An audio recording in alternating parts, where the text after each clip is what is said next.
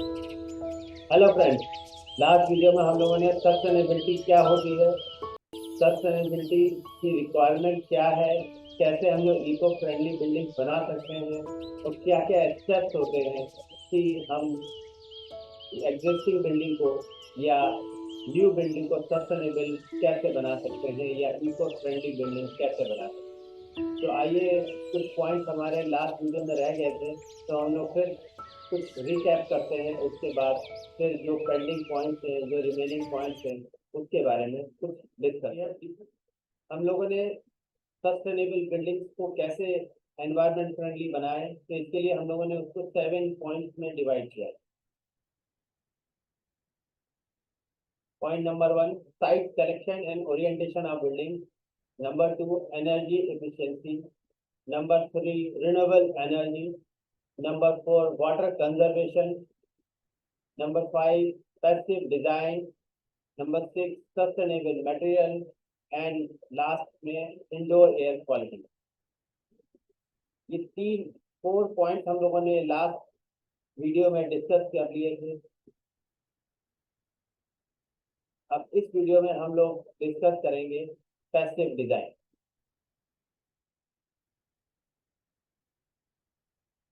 हम लोग आते हैं पैसिव डिजाइन। अब पैसिव डिजाइन क्या होता है? जब हम बिल्डिंग डिजाइन करते हैं तो बिल्डिंग डिजाइन में ओरिएंटेशन बहुत इंपॉर्टेंट फैक्टर होता है। ओरिएंटेशन जैसे हमारे यहाँ मैक्सिमम 6 to 7 मंथ समर रहता है, तो उसके लिए जो हीटेड सन है वो हमारा बिल्डिंग का ओरिएंटेशन हम लोगों ने ईस्ट वेस्ट किया है। तो हमारा बट ऑब्वियस है हमारे बिल्ड का फ्लो हमारा बिल्डिंग के अंदर आए, ज्यादा से ज्यादा नेचुरली हमारी बिल्डिंग में आए, तो हम लोगों ने फेसिंग ईस्ट वेस्ट की है। तो जो हमारा, लेकिन उसकी वजह से जो साउथ फेसिंग है, अब अगर कोशिश करें अवॉइड करें साउथ में विंडोज देना, लेकिन अगर हमें विंडो देनी भी है तो हम जो हमारा साउथ सन है, जो समर में हमारा सन होगा वो बहुत थोड़ा हाई, उसकी कैपेसिटी बहुत तेज होगी। तो उसको रोकने के लिए हम लोग क्या कर सकते हैं, जो प्रोजेक्शन होते हैं या लूअर या हमारे शेड्स होते हैं, सन शेड्स होते हैं, वो हम थोड़ा डेढ़ उसी हिसाब से डिजाइन करें ताकि उसकी जो हीट की ग्लेयर है वो कम से कम आए। हम लोग उसकी बालकनी उस स्पेस में हम लोग बना सकते हैं, या इवन आज की डेट में हम लोग लूअर्स भी यूज कर सकते हैं। लूअर्स बेसिकली क्या होता है कि एक वर्टिकल, जिसे कहते हैं शेडिंग डिवाइस होती है, जो बेसिकली हमारे विंड की तो फ्लो को ब्लॉक नहीं करती है, लेकिन जो हमारी सन ग्लेयर होती है उसको ब्लॉक कर देती है, ताकि वो सन ग्लेयर हमारे रूम के अंदर ना आए। इवन हम लोग इवन हम लोग जो हम लोग जैसे बिल्डिंग डिजाइन कर रहे हैं, तो उस समय हम लोग अगर ये डायग्राम अगर आप देखेंगे तो इसके अंदर देखिए, ये हमारा समर्थन है।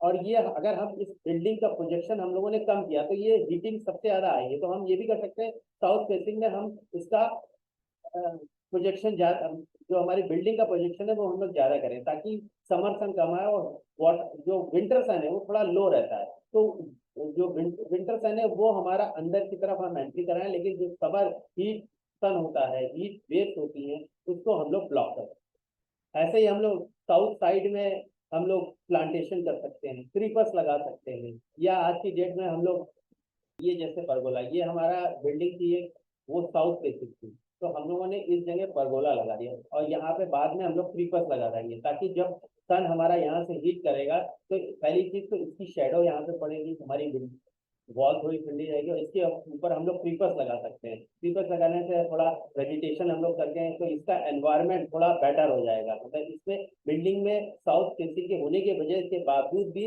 थोड़ी हीटिंग कम होगी, तो ये परगोला भी हम लोग यूज कर सकते हैं। प्रोजेक्शन जो साउथ फेसिंग है, ये हमारी साउथ की वॉल है, तो इसमें कम से कम विंडोज दें, प्रोजेक्शन ज्यादा दें, परगोला यूज करें, वेजिटेशन लगाएं। इस तरीके से हम लोग एक एनवायरमेंट फ्रेंडली बिल्डिंग को कन्वर्ट कर सकते हैं। बिल्डिंग में हीट लोड कम होगा, जब बिल्डिंग में हीट लोड कम होगा तो बट ऑफ देते हैं हम लोग जो गर्मियों में एसी का कंजम्पशन बहुत ज्यादा हो रहा है आजकल, तो वो एसी का कंजम्पशन हम लोग कम कर सकते हैं। लोग आते हैं सस्टेनेबल मटेरियल पे। अब सस्टेनेबल मटेरियल क्या है? वो मटेरियल जो हमारे एनवायरमेंट फ्रेंडली हो, वो मटेरियल जो इजीली अवेलेबल हो, वो मटेरियल जो लोकल अवेलेबल हो, ताकि उससे जो हमारी कार्ट्रेज है, जो हमारी धुलाई के लिए जो कॉस्टिंग बढ़ रही है वो हम कम हो। अब आज की डेट में जनरली हम लोग काफी दिनों से हम लोग रेड ब्रिक यूज कर रहे थे, लेकिन अब धीरे धीरे हम लोग अर्थ की डिगिंग ज़्यादा करते जा रहे हैं। अर्थ की डिगिंग की वजह से हमारा जो ग्राउंड लेवल है वो नीचे चला जा रहा है। तो गवर्नमेंट की भी अब पॉलिसीज धीरे धीरे आ रही है कि वो जो ब्रिक वर्क है, जो रेड ब्रिक्स का प्रोडक्शन है, वो धीरे धीरे बंद किया जाए। तो इसकी इसका अल्टरनेटिव है कंक्रीट ब्लॉक। ये बहुत, एक तो कंक्रीट हॉलो ब्लॉक और कंक्रीट ब्लॉक, ये बेसिकली कंक्रीट से बनते हैं, सीमेंट और आपका मोरंग का मिक्सचर होता है।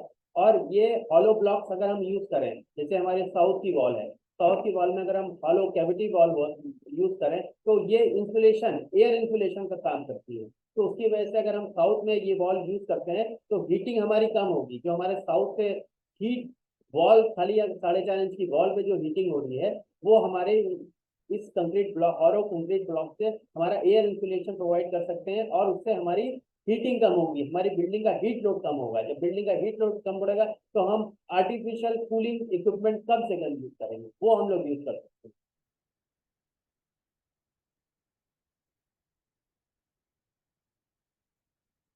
Use concrete block, be less CO2 emission, मतलब जो हमारा कार्बन डाइऑक्साइड हम लोग निकाल रहे हैं। अब एसी भी हम लोग चलाते हैं, तो एसी चलाते तो गर्म हवा कहाँ जा रही है, एनवायरमेंट में ही जा रही है हर घर में। पहले तो कूलर से काम चल जाता था, लेकिन अब आज की डेट में एसी 24/7 चल रहा है।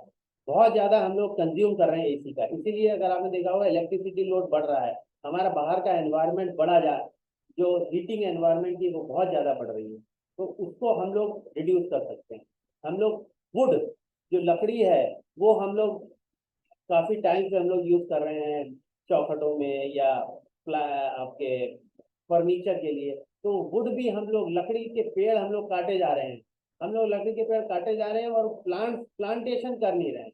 तो प्लांटेशन नहीं कर रहे हैं, लकड़ी के पेड़ काटे जा, प्लांटेशन कर नहीं रहे हैं, लकड़ी के लिए हम लोग पेड़ों को काटे जा रहे हैं। तो इफेक्ट क्या होगा, एनवायरमेंट पे पड़ रहा है, बहुत ज्यादा पड़ रहा है। तो इसकी वजह से अगर हम चाहें तो उसको, जो हमारी चौखटें हैं वो भी अब सीमेंटेड आने लगी हैं, हम उस पे जा सकते हैं, या हम स्टील की सीमेंट यूज कर, स्टील की चौखटें यूज कर सकते हैं। या फिर हम इसको LDF, low density fibre board, हम लोग फर्नीचर के लिए यूज कर सकते हैं।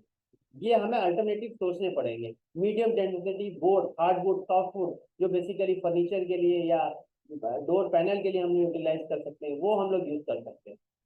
हम लोग बम्बू, बैम्बू जो बहुत इंपॉर्टेंट है, हमारे सिविलाइजेशन से, मतलब बहुत पहले हमारा बम्बू का यूज आ रहा है। ये नेचुरल रिसोर्स है और एनवायरनमेंट पे इसमें लीस्ट इफेक्ट पड़ता है, बम्बू का हम लोग यूज कर सकते हैं। इवन हम लोग पुरानी बिल्डिंगों में अगर आप देखेंगे तो हम लोग लाइम का यूज करते थे। अब आज की डेट में लाइम हम लोग बिल्कुल बंद कर दिया, तो हम लोगों को एक लाइम का सोल्यूशन भी लेना पड़ेगा। पुराने जमाने की जो बिल्डिंग्स थी वो काफी ठंडी रहती थी। उसका क्या रीजन रीजन था सबसे बड़ा?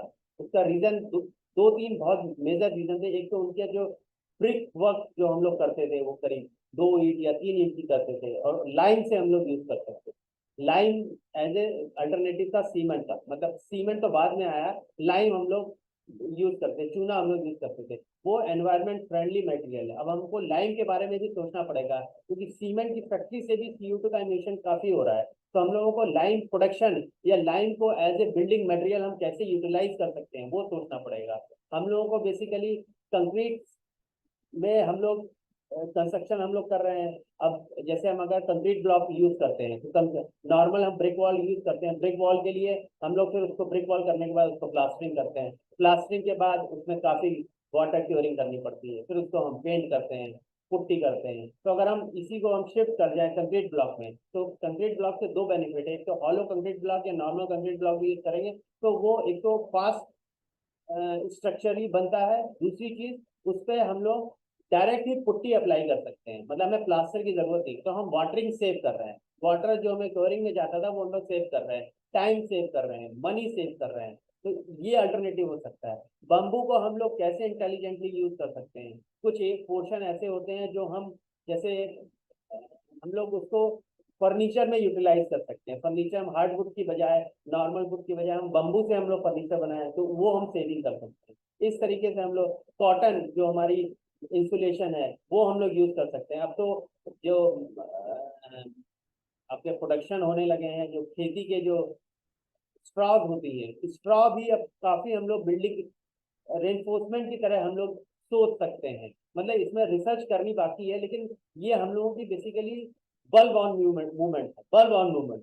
ताकि हम जैसे अगर आप स्ट्रॉ को यूज करना चाहें, उसको मिक्स कर दें। हो सकता है आने वाले टाइम में जो हम लोग कंक्रीट स्लैब, आरसीसी स्लैब बनाते हैं, उसमें हम लोग मोरंग का यूज करते हैं, गिट्टी यूज कर रहे हैं, तो उसके साथ अगर हम स्ट्रा बोर्ड भी मिक्स कर लें तो उसकी स्ट्रेंथ हो सकता है बढ़ जाए। स्ट्रेंथ बढ़ने से क्या होगा, जो सीमेंट का कंजम्पशन है वो कम हो सकता है। सीमेंट का कंजम्पशन अगर कम हुआ तो CO2 हमारा इमिशन कम हो सकता है। तो ये अल्टरनेटिव हम लोगों को सोचने पड़ेंगे, ताकि आने वाली जनरेशन के लिए हम कुछ तो सेव कर सकें।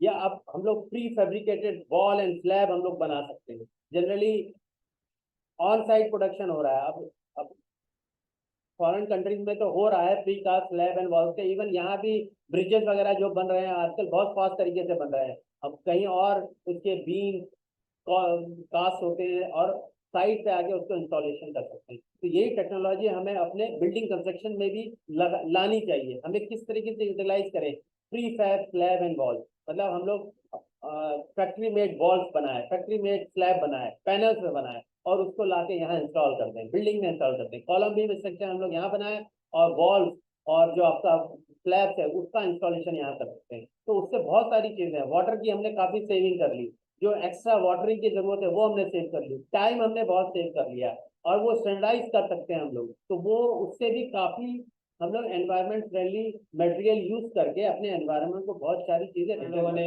सस्टेनेबल बिल्डिंग के 2 मेजर पॉइंट के बारे में डिस्कस किया, पैसिव डिजाइन और इको फ्रेंडली मटेरियल।